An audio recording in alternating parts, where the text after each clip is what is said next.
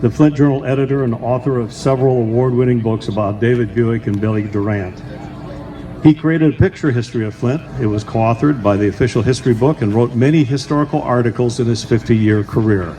Larry, please take a minute or so to tell us about your research for these inscriptions. Larry? Thank you. We're only given 1 minute each. I think Joe might have gone a little over, so me too.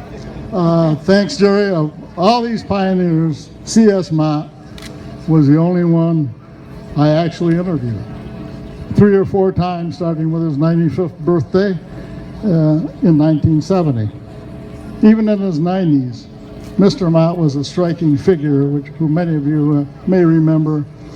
Always, usually, well, he hasn't been unveiled yet, but you will soon see him with a weather-beaten fedora he always wore. Mr. Mott admitted he owed much to Billy Durant, as did all of these men. But only C.S. shared his auto fortune with the people of Flint and now the world. Several $billion of the Mott Foundation helping those who need it most, from school breakfast to inexpensive college to community education and recreation to children's health centers in Flint and Ann Arbor to our cultural center and so much more. He even helped rebuild after the devastating 1953 tornado and brought AstroTurf to Atwood Stadium, and now a new one, a new carpet. I remember his last press conference in his mid-90s, and he stood kind of shaky, but he was very angry. He demanded that the University of Michigan keep the U of M name on U of M Flint. How important that is today. C.S. Mott was our great philanthropist, and at 97, he was the last of the pioneer auto leaders. And there's too much to recite here. You need to know more about C.S. Mott. I'm honored that Al Hatch asked me to write the inscriptions for these auto pioneer statues. We had similar goals. To publicize Flint's great industrial heritage. I started with the first biography of Billy Durant 44 years ago, and later David Buick among books and stories on Buick and Flint. Al Hatch emphasized Flint's auto heritage with a fabulous Back to the Bricks and a plan to unveil statues of auto pioneers.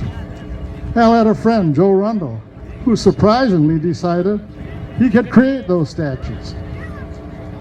He was in his 70s, a great-grandfather, a GM retiree, and he'd never made a statue. The fact he made all these here is so incredible that he has been featured in the New York Times. And so we have C.S. Mott today joining Billy Durant, David Buick, Louis Chevrolet and Albert Champion downtown here, and there's Walter Chrysler and Charlie Nash at Bishop Airport. People are visiting these statues, and hopefully they're reading my inscriptions. Good for them. Didn't they learn this in school? This is your heritage.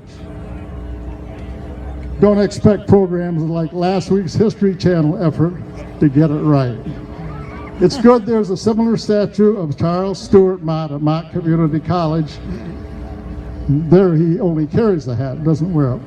But he needs to be here with these guys here, just as Durant is both here and with Dallas Stewart down the street at the Restored Carriage Office and Factory, the Durant Dorn Carriage Company, National Historic Landmark, birthplace of GM. Everyone needs to understand, great things happen here, thanks to Mr. Mott and his friends. Thank you. Thank you, Larry. Well, we're getting close. Ladies and gentlemen, we're pleased to have the president of the